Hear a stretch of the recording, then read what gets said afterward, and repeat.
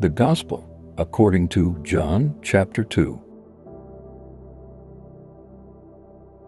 And on the third day there was a wedding in Cana of Galilee, and the mother of Jesus was there.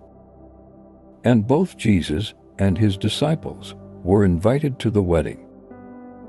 And when the wine ran out, the mother of Jesus said to him, "They have no wine." And Jesus said to her, "Woman, what do I have to do with you? My hour has not yet come."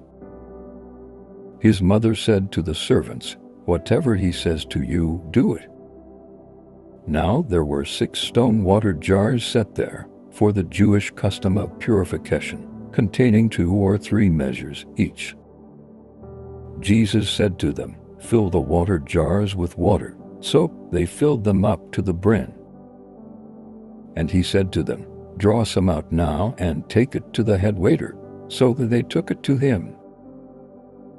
Now when the head waiter tasted the water, which had become wine, and did not know where it came from, but the servants who had drawn the water knew, the head waiter called the bridegroom and said to him, "Every man serves the good wine first, and when the people have drunk freely, then the inferior wine. But you have kept the good wine until now." Jesus did this in Cana of Galilee, as the beginning of his signs, and manifested his glory, and his disciples believed in him. After this, he went down to Capernaum, he and his mother and his brothers, and his disciples, and they stayed there a few days. And the Passover of the Jews was near, and Jesus went up to Jerusalem. And he found in the temple those who were selling oxen, and sheep and doves, and the money changers seated at their tables. And he made a scourge of cords, and drove them all out of the temple, with the sheep and the oxen. And he poured out the coins of the money changers, and overturned their tables. And to those who were selling the doves he said, "Take these things away. Stop making my Father's house a place of business." His disciples remembered that it was written, "Zeal for your house will consume me."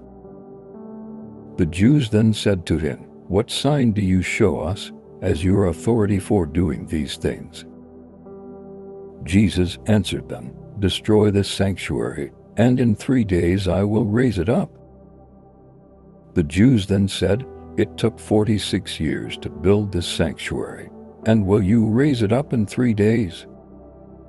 But he was speaking about the sanctuary of his body. So, when he was raised from the dead, his disciples remembered that he said this, and they believed the scripture and the word which Jesus had spoken.